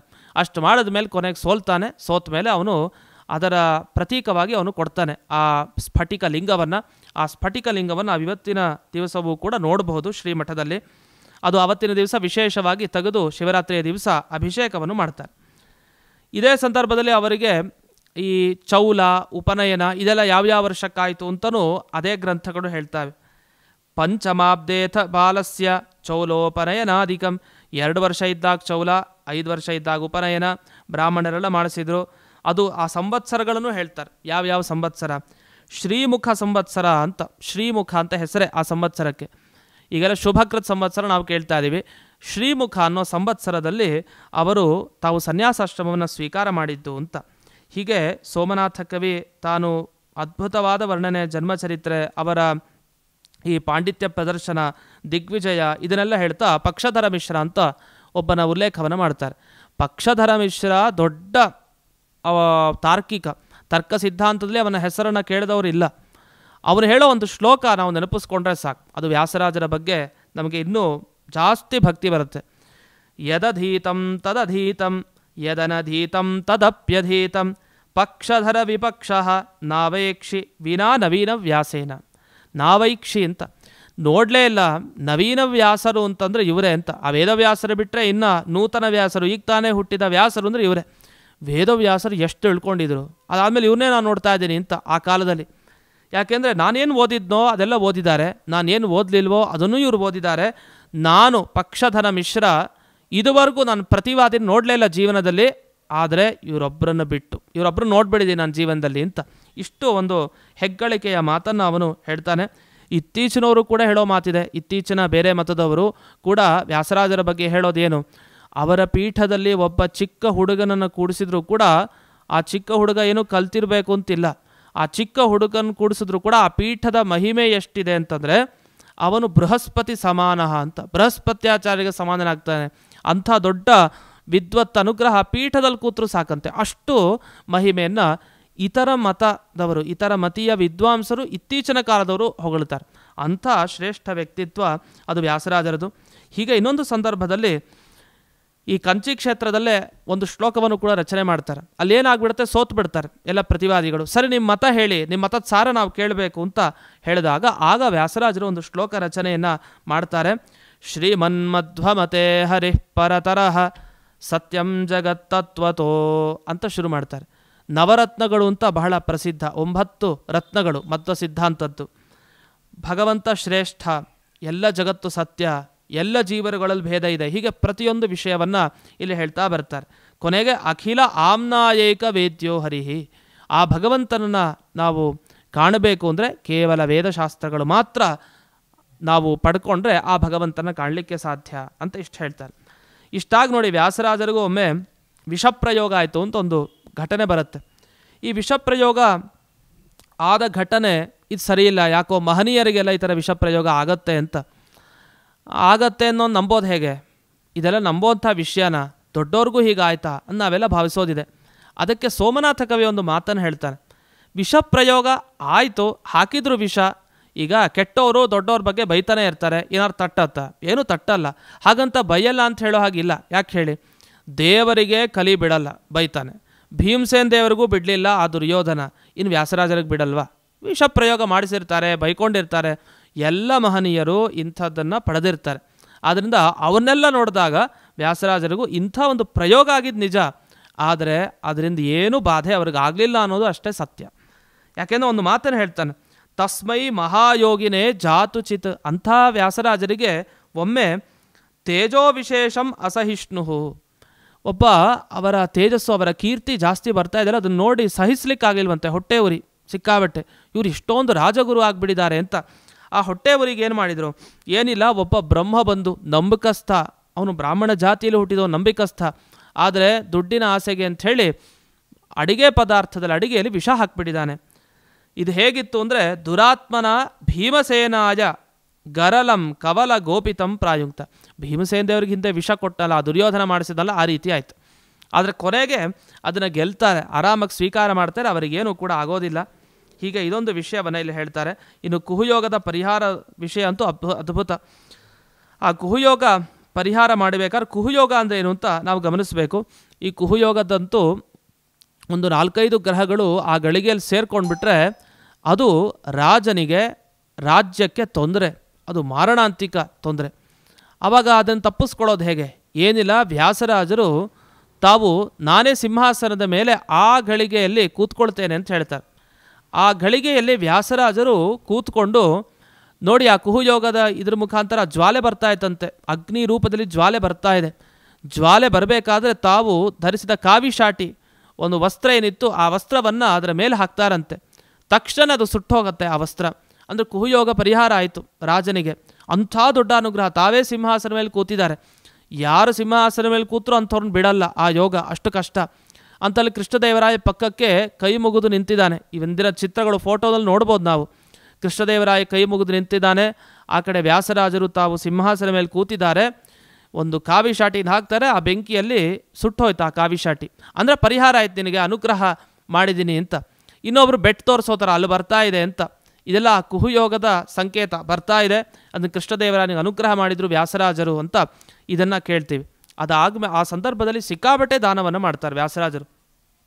ಆ ದಾನ ಹೇಗಿತ್ತು ಅಂದರೆ, ಆ ಕಾಲದ ದೊಡ್ಡ ದೊಡ್ಡ ರಾಜರುಗಳಿಗೂ ದೊಡ್ಡ ದೊಡ್ಡ ದಾನ ಮಾಡಿದ್ದಾರೆ, ರಾಜರುಗಳಿಗೆ. ಇನ್ನು ಸಾಮಾನ್ಯ ಜನರಿಗೆ ದಾನ ಮಾಡಿರಲ್ವ? ಖಂಡಿತ ಮಾಡಿರ್ತಾರೆ. ಇದಾದ ಮೇಲೆ ಇನ್ನೊಂದು 2 ವಿಷಯಗಳನ್ನು ಹೇಳಿ ವ್ಯಾಸರಾಜರ ಈ ಬಗ್ಗೆ ಸಂಚಿಕೆಯ ಮುಕ್ತಾಯವನ್ನು ಮಾಡ್ತೇನೆ. ಶ್ರೀನಿವಾಸೇಚ್ಛಜಾ ಪ್ರಾಪ್ತಂ ವೈಭವಂ ವೀಕ್ಷ ತನ್ಮಹತ್. ಈ ಶ್ರೀನಿವಾಸ ದೇವರ ಪೂಜೆಯನ್ನು ಮಾಡಿದರು, ತಿರುಪತಿ ಶ್ರೀನಿವಾಸನ ಪೂಜೆಯನ್ನು ವ್ಯಾಸರಾಜರು ಮಾಡಿದರು ಅಂತ ಉಲ್ಲೇಖ ಬರುತ್ತೆ. 12 ವರ್ಷಗಳ ಕಾಲ ಅಪೂಜಯತ್ ಶ್ರೀನಿವಾಸಂ ವ್ಯಾಸರಾಜೋ ದ್ವಿಷಟ್ಸಮಾಹ ವಿಭವೈರ್ಬಹುಭಿಶ್ಚೈವ ತದಾ ಭಕ್ತಿ ಪುರಸ್ಸರಂ. ಅಷ್ಟು ಭಾಗ್ಯ ಸಿಕ್ಕಿದೆ. ಇಂದಿನ ದಿವಸ ನಾವೆಲ್ಲ ತಿರುಮಲ ಶ್ರೀನಿವಾಸನ ದರ್ಶನಕ್ಕೆ ಹೋಗ್ತೀವಿ, ನಮಗೆ ವ್ಯಾಸರಾಜರ ನೆನಪು ಆಗಲೇಬೇಕು. ಅಲ್ಲೂ ಕೂಡ ಅದರ ಸನ್ನಿಧಾನದಲ್ಲೇ ಅಲ್ಲಿ ನಾವು ಪ್ರದಕ್ಷಿಣೆ ಹಾಕ್ಕೊಂಡು ಬರ್ತೀವಿ. ಬರೋಂಥ ಸಂದರ್ಭದಲ್ಲಿ ಅಲ್ಲಿ ಮೂಲೆಯಲ್ಲಿ ಗಂಧ ತೆಯ್ಯುವಂಥ ಸ್ಥಳ ಇದೆಯಲ್ಲ, ಅಲ್ಲೇ ಮುಂದಕ್ಕೆ ವ್ಯಾಸರಾಜರು ಸುಧಾ ಗ್ರಂಥವನ್ನು ಪಾಠ ಮಾಡ್ತಾ ಇದ್ರು ಅಂತ ನಾವು ಇತಿಹಾಸದಲ್ಲಿ ಕೇಳ್ತೀವಿ. ಅಂಥ ಪುಣ್ಯತಮ ಕ್ಷೇತ್ರದಲ್ಲಿ ಸುಧಾ ಪಾಠ ಎಲ್ಲ ನಡೀತಾ ಇತ್ತು. ವಿಮಾನ ಶ್ರೀನಿವಾಸನ ದರ್ಶನ ನಾವು ಮಾಡಲೇಬೇಕು, ವ್ಯಾಸರಾಜರಿಗೆ ಸಂಬಂಧಪಟ್ಟಿದ್ದು. ಅಂತೂ ಈ ರೀತಿ ಹಲವು ವಿಷಯಗಳು ವ್ಯಾಸರಾಜರ ಹತ್ತಿರ ಇದೆ, ಎಷ್ಟು ಹೇಳಿದ್ರೂ ಸಾಲಲ್ಲ. ಈಗಲೂ ಕೂಡ ಎಷ್ಟೋ ಭೂಮಿಗಳ ದಾನ ಅದು ವ್ಯಾಸರಾಜರಿಗೆ ಮಾಡಿದ್ದುಂಟು, ನಮಗೆ ಗೊತ್ತಿಲ್ಲ ಅಷ್ಟೇ. ಎಷ್ಟೋ ಇಂದಿನ ದಿವಸಗಳಲ್ಲಿ ನಮ್ಮ ಕಣ್ಣಿಗೆ ಕಾಣ್ತಾ ಇದೆ, ಕೇಳ್ತಾ ಇದೆ ಕೂಡ. ಇನ್ನೊಂದು ಚಂದ್ರಿಕಾ ಗ್ರಂಥದ ರಚನೆ, ಅದು ಶ್ರೀರಂಗ ಕ್ಷೇತ್ರಕ್ಕೆ ಹೋದಾಗ ಚಂದ್ರಿಕಾ ಗ್ರಂಥ ರಚನೆ ಮಾಡಿದ್ದು. ಅದಕ್ಕೋಸ್ಕರನೇ ಚಂದ್ರಿಕಾ ಗ್ರಂಥ ಮೊದಲಿಗೆ ಶ್ರೀರಂಗನಾಥನ ಸ್ಮರಣೆಯನ್ನು ಅವರು ಮಾಡ್ತಾರೆ. ಹೀಗೆ ವ್ಯಾಸರಾಜರು ತಾವು ಮಾಧ್ವ ಸಮಾಜಕ್ಕಲ್ಲ, ಕರ್ನಾಟಕಕ್ಕಲ್ಲ, ಉತ್ತರ ಭಾರತದಲ್ಲೂ ಅನೇಕ ಶಿಷ್ಯರನ್ನು ಅವರು ಸ್ಥಾಪಿಸಿದರು. ಅಷ್ಟು ಎಲ್ಲರನ್ನು ಉದ್ಧಾರ ಮಾಡಿ ಹೊರಟವರು ವ್ಯಾಸರಾಜರು. ಪುರಂದರದಾಸರ ಬಗ್ಗೆ ಆಗಲೇ ಹೇಳಾಯ್ತು, ಅವರಿಂದನೇ ಬಂದಿದ್ದು. ಯಂತ್ರೋದ್ಧಾರಕ ಪ್ರಾಣದೇವರ ಪ್ರತಿಷ್ಠೆಯನ್ನು ಮಾಡಿದ್ದಾರೆ. ಆ ಸ್ತೋತ್ರ ಅವರು ಮಾಡಿದ್ದನ್ನು ಒಂದು 6 ತಿಂಗಳು ಹೇಳ್ಕೊಂಡ್ರೆ ಸಾಕು. ವಿದ್ಯಾರ್ಥಿ ಲಭತೆ ವಿದ್ಯಾಂ, ಧನಾರ್ಥಿ ಲಭತೆ ಧನಂ, ಪುತ್ರಾರ್ಥಿ ಲಭತೆ ಪುತ್ರಂ, ಎಲ್ಲವೂ ಸಿಗತ್ತೆ ಎಲ್ಲರಿಗೂ. ಅಂತಹ ಈ ವ್ಯಾಸರಾಜರ ಮಹಿಮೆ ಅದು ವರ್ಣನಾತೀತ. ಅವರ ಶಿಷ್ಯರು ವಿಜಯೇಂದ್ರ ತೀರ್ಥರು. ನಂತರ ಈ ಅವರ ನಿರ್ಯಾಣದ ಸಂದರ್ಭಕ್ಕೆ ಬರೋಣ. ನಿರ್ಯಾಣದ ಸಂದರ್ಭ ನಮಗೆ ಅವರು ನವವೃಂದಾವನದಲ್ಲಿ ನಾವು ಅವರ ವೃಂದಾವನವನ್ನು ಕಾಣ್ತೀವಿ. ನವವೃಂದಾವನ ಕ್ಷೇತ್ರ ಆನೆಗೊಂದಿ ಏನಿದೆ ಅಲ್ಲಿ ವ್ಯಾಸರಾಜರ ವೃಂದಾವನ ನಾವು ನೋಡ್ತೀವಿ. ವ್ಯಾಸರಾಜರು ಕೊನೆಗೆ ಮನಸ್ಸನ್ನು ಮಾಡಿ ಅವರು ನಿರ್ಯಾಣವನ್ನು ಮಾಡ್ತಾರೆ. ನಿರ್ಯಾಣ ಮಾಡೋದಂದರೆ ವೃಂದಾವನದ ಪ್ರವೇಶವನ್ನು ವ್ಯಾಸರಾಜರು ಮಾಡಿದ್ದಾರೆ ಅಂತ ಅರ್ಥ.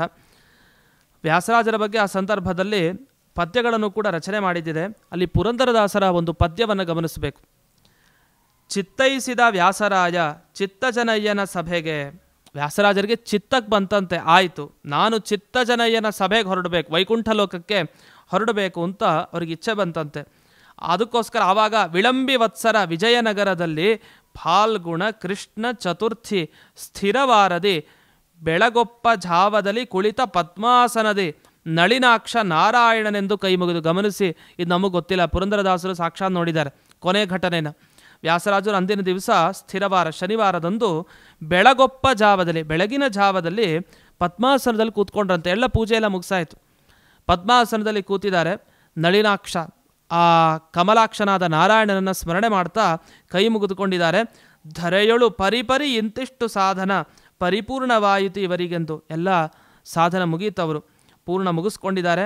ಇರಬಾರದು ಇನ್ನಿವರೆಂದು ನಭದಿಂದ ಕರೆಯ ಬಂದರು ಕಮಲಾಕ್ಷನ ದೂತರು. ಅಯ್ಯೋ ಇನ್ನು ಇರಬಾರ್ದೇ ಇವರು ಅಂತ ಪರಿಪರಿಯಲ್ಲಿ ಇವರು ಪ್ರಾರ್ಥನೆ ಮಾಡ್ತಾ ಇದ್ದಾರೆ ಪುರಂದರದಾಸರು. ಆದರೆ ಅಲ್ಲಿ ಕಮಲಾಕ್ಷನ ದೂತರು ಅಂದರೆ ವಿಷ್ಣು ದೂತರು ಬಂದಿದ್ದಾರೆ. ಆಯಿತು, ನಿಮ್ಮ ಸಾಧನೆ ಆಯಿತು, ಇನ್ನು ನೀವು ಬರಬೇಕು ಅಂತ ಅಪ್ಪಣೆ ಆಗಿದೆ, ವಿಷ್ಣುವಿನ ಅಪ್ಪಣೆ ಅಂತ. ಹಾಗಂಥೇಳಿ ವ್ಯಾಸರಾಜರು ಒಂದಂಶದಿಂದ ವೃಂದಾವನದ ಒಳಗಡೆ ಇರ್ತಾರೆ, ಇನ್ನೊಂದು ಅಂಶದಿಂದ ಮೇಲಕ್ಕೆ ಅವರು ವೈಕುಂಠ ಲೋಕಕ್ಕೆ ಪ್ರಯಾಣ ಮಾಡಿದರು ಅಂತ ಇಲ್ಲಿವರೆಗೆ ಶ್ರೀ ವ್ಯಾಸರಾಜರ ಒಂದು ಸಂಕ್ಷಿಪ್ತವಾದ ನಾವು ಚರಿತ್ರೆಯನ್ನು, ಹಾಗೆ ಅವರ ಗ್ರಂಥವನ್ನು, ಅವರ ಶಿಷ್ಯ ಕೋಟಿ ಷಟ್ಚಕ್ರವರ್ತಿ ಸಾಮ್ರಾಟ್ ಪೋಷಕ ಅಂತ ಹೇಳ್ತೀವಿ. ಷಟ್ಚಕ್ರವರ್ತಿ ಪೋಷಕ 6 ಜನ ರಾಜರುಗಳಿಗೆ ಗುರುವಾಗಿದ್ದರು ವ್ಯಾಸರಾಜರು. ಲಕ್ಷ ದ್ವಿಜ ಕುಟುಂಬ ಸಂರಕ್ಷಕ, ಅಷ್ಟು ಕುಟುಂಬಗಳ ರಕ್ಷಣೆ ಲೆಕ್ಕ ಇಲ್ಲ, ಇಂದಿನವರೆಗೂ ನಾವು ನೆನಪಿಸ್ಕೊಳ್ತೀವಿ. ಅಂದು ರಕ್ಷಣೆ ಮಾಡಿದ್ದಕ್ಕೆ ಈಗ ನಾವೆಲ್ಲ ಇರೋದು. ಹೀಗೆ ಅವರ ವ್ಯಾಸರಾಜರ ಪರಾಕ್ ಏನಿದೆ, ಒಂದು 20 ಸಾಲು ಪರಾಕಿದೆ. ಪ್ರತಿ ಪೂಜಾ ಕಾಲದಲ್ಲಿ ಹೇಳೋದಿದೆ. ಅಂಥ ಪರಾಕುಗಳನ್ನು ನಾವು ಮೆಲಕ್ಕೆ ಹಾಕಿದಷ್ಟು, ಮತ್ತು ಕೃಷ್ಣದೇವರಾಯ ಶಾಸನಗಳನ್ನು ಅಲ್ಲಿ ವ್ಯಾಸರಾಜರ ಬಗ್ಗೆ ಉಲ್ಲೇಖ ಮಾಡಿಸಿದ್ದಾನೆ ಶಾಸನಗಳಲ್ಲಿ. ಅದು ಶಿವಮೊಗ್ಗ ಶಾಸನ, ತಾಮ್ರ ಶಾಸನ, ಅಲ್ಲಂತೂ ನಿರಹಂಕಾರ ಚಿತ್ತಾಯ ಅಂತ ಅವರ ಅಹಂಕಾರನೇ ಇರಲಿಲ್ಲ, ಇಷ್ಟು ಬ್ರಹ್ಮಣ್ಯ ತೀರ್ಥ ಶಿಷ್ಯಾಯ ಅಂತ ಬಹಳವಾಗಿ ಅವನು ಬರೆಸಿದ್ದಾನೆ, ಅವನ ಭಕ್ತಿಯನ್ನು ಪ್ರಕಟನ ಮಾಡಿದ್ದಾನೆ. ಇನ್ನೊಂದು ಕೊನೆಯ ಮಾತನ್ನು ಹೇಳಿ ಮುಕ್ತಾಯ ಮಾಡ್ತೇನೆ. ಕೃಷ್ಣದೇವರಾಯನಿಗೆ ವ್ಯಾಸರಾಜರ ಮೇಲೆ ಎಷ್ಟು ಭಕ್ತಿ ಇತ್ತು ಅನ್ನಲಿಕ್ಕೆ ನಮಗೆ ಒಂಥರ ಲಜ್ಜೆ, ನಾಚಿಕೆ ಆಗುತ್ತೆ. ಅವನು ಎಂಥ ಭಗವದ್ಭಕ್ತ ಕೃಷ್ಣದೇವರಾಯ. ರಾಜ, ಒಬ್ಬ ರಾಜನಾಗಿದ್ದವನು ಏನು ಮಾಡ್ತಾ ಇದ್ದ ಅಂದರೆ, 3 ಸಂಧ್ಯಾ ಕಾಲದಲ್ಲಿ ನಮ್ಮ ಕುಲದೇವತೆಗೆ ವರ್ಷಕ್ಕೊಮ್ಮೆ ಹೋಗ್ತೀವಿ, ಅವನು ಕುಲದೇವತೆ ಅಂತ ಭಾವಿಸಿದ್ದಂತೆ ವ್ಯಾಸರಾಜರನ್ನು. 3 ಸಂಧ್ಯಾ ಕಾಲ, ಪ್ರಾತಃ ಕಾಲ, ಮಧ್ಯಾಹ್ನ ಕಾಲ, ಸಾಯಂಕಾಲ 3 ಸಲ ಬರೋದು, ವ್ಯಾಸರಾಜರ ಬಳಿ ನಮಸ್ಕಾರ ಮಾಡೋದು, ಅವರ ಆಶೀರ್ವಾದ ಪಡ್ಕೊಂಡು ಹೋಗೋದು. ಇದು ಯಾವತ್ತೋ 15 ದಿವಸಕ್ಕೊಮ್ಮೆ, ವರ್ಷಕ್ಕೊಮ್ಮೆ, 3 ಸಂಧ್ಯಾ ಕಾಲದಲ್ಲ, ಪ್ರತಿ ದಿವಸ ಬರ್ತಾ ಇದ್ದಂತೆ. ಇದು ಹೇಗೆ ಸಾಧ್ಯ? ಅದ್ಭುತ, ಅದು ಹೇಳಲಿಕ್ಕೆ ಇಲ್ಲ. ಅಷ್ಟು ಭಕ್ತಿಯನ್ನು ಕೃಷ್ಣದೇವರಾಯ ವ್ಯಾಸರಾಜರ ಬಗ್ಗೆ ಮಾಡ್ತಾ ಇದ್ದ. ಅಂಥ ವ್ಯಾಸರಾಜರ ಭಕ್ತಿ ಏನಿದೆ ಅದನ್ನು ನಾವು ಕೂಡ ತ್ರಿಸಂಧ್ಯಾ ಕಾಲದಲ್ಲಿ, 3 ಸಂಧ್ಯಾ ಕಾಲದಲ್ಲಿ ಅವರ ಸ್ಮರಣೆಯನ್ನು ಮಾಡ್ತಾ ಅವರ ಅನುಗ್ರಹಕ್ಕೆ ನಾವೆಲ್ಲರೂ ಪಾತ್ರರಾಗೋಣ ಅಂತ ಹೇಳ್ತಾ ಇಂದಿನ ಈ ಉಪನ್ಯಾಸವನ್ನು ಅಸ್ಮದ್ ಗುರುವಂತರ್ಗತ ವ್ಯಾಸತೀರ್ಥ ಗುರುವಂತರ್ಗತ ಭಾರತೀ ರಮಣ ಮುಖ್ಯ ಪ್ರಾಣಾಂತರ್ಗತ ಶ್ರೀಮನ್ಮೂಲ ಗೋಪಾಲಕೃಷ್ಣನಿಗೆ ಅರ್ಪಣೆ ಮಾಡ್ತೇನೆ. ಶ್ರೀಕೃಷ್ಣಾರ್ಪಣಮಸ್ತು.